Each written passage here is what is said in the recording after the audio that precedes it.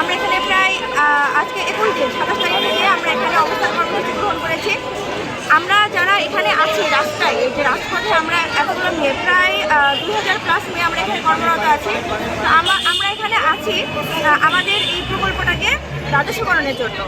কারণ আমরা বিগত 7 বছর ধরে এখানে কাজ করছি। এখানে প্রত্যেকটা মেয়ে শিক্ষিত, প্রত্যেকে গ্র্যাজুয়েশন কমপ্লিট করা।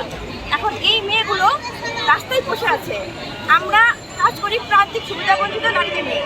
আমাদের কাজগুলো হচ্ছে তাদের বাসায় যেয়ে, মানে ডোর টু ডোর যেয়ে তাদের সেবাগুলো পৌঁছে দেয়। আমরা স্বাস্থ্যসেবা থেকে শুরু করে নারী নির্যাতন বলেন, যৌতুক বিরোধী বলেন, প্রত্যেকটা সেমিনার আমরা করে থাকি, তাদের সচেতন করে থাকি। এবং যত রকম ভাতা আছে, ভাতা, বিধবা ভাতা এবং ভিডাব্লিউবি বলেন, আমরা অনলাইন আবেদন করে দিই।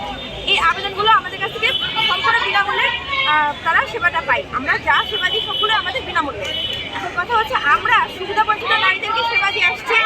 এখন আমরা মেয়েরা এই যে 2000 জন, আমরাই এখন এই যে সুবিধা থেকে বঞ্চিত হচ্ছি, আমরাই সুবিধা বঞ্চিত বর্তমানে।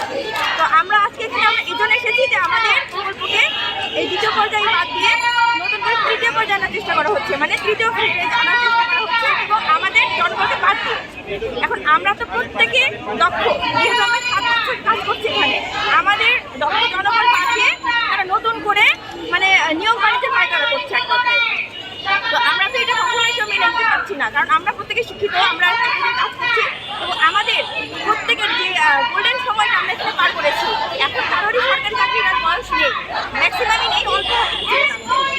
তো আমাদের দাবি হচ্ছে আমরা যেহেতু 7 বছর চাকরি করছি, আমাদের গোল্ডেন সময়টা এখানে পার করেছি, তো করা হচ্ছে গ্রামীণ নারীদের ভরসার আস্থার জায়গা। সেই জায়গা থেকে আমরা চাই আমাদের এই প্রকল্পকে জনগণ সহ রাজস্বকরণ করা হোক।